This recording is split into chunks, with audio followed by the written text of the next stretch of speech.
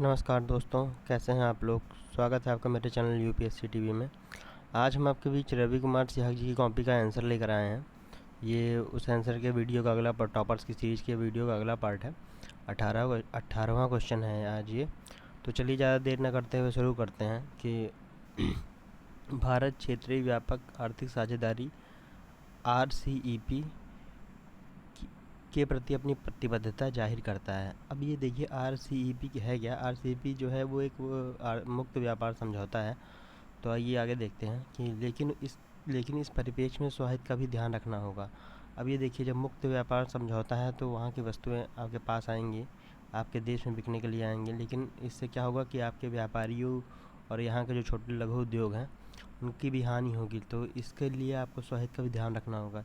इस कथन का परीक्षण कीजिए। तो इस कथन का आपको जो है परीक्षण करना है, मतलब ये बताना है कि इसके उपलक्ष्य में ये कथन सही है या गलत है। और इसके पक्ष विपक्ष में आप जो है कुछ लिखिएगा। 200 शब्दों में लिखना है, यानी 2 पन्ने में लगभग 12.5 नंबर का क्वेश्चन है। तो आइए देखते हैं कि इन्होंने कैसा लिखा है कि क्षेत्रीय व्यापार आर्थिक भागीदारी एक मुक्त व्यापार समझौता है। देखिए वही बात हुई जो आसियान व अन्य देशों ऑस्ट्रेलिया, जापान, न्यूजीलैंड, दक्षिण कोरिया, चीन और भारत के मध्य होगा।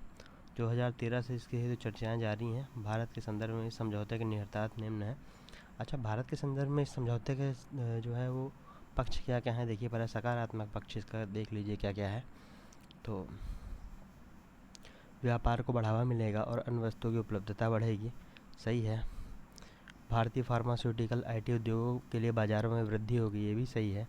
नई तकनीकी व्यवस्थाओं का आदान प्रदान होगा और भारतीय निर्यातों को बढ़ाने में मदद मिलेगी। परंतु इस सभी लाभों के साथ भारत के पक्ष में निम्न चिंताएं भी हैं। अब देखिए चिंताओं में इन्होंने देश का नाम लेकर पक्ष लिखा है कि चीनी पक्ष से चिंता क्या है कि इस क्षेत्र की सबसे बड़ी अर्थव्यवस्था है। भारत पहले से ही इनके साथ व्यापार घाटे में चल रहा है। चीन के साथ तो लगभग सभी व्यापार घाटे में चल रहे हैं। अतः मुक्त व्यापार की स्थिति में इस घाटे में और अधिक वृद्धि होने की संभावना है। जहां चीन अपना बाजार भारतीय दवा, मांस, IT उत्पादों हेतु खोलने के लिए भी तैयार नहीं है। ऑस्ट्रेलिया व न्यूजीलैंड दबाव बना रहे हैं कि भारत अपना बाजार डेयरी व मांस उत्पादों के लिए खोले, जो कि भारत उत्पादकों के हित में नहीं है। भारत के मेक इन इंडिया अभियान पर सस्ती वस्तुओं के आगमन के कारण असर पड़ सकता है।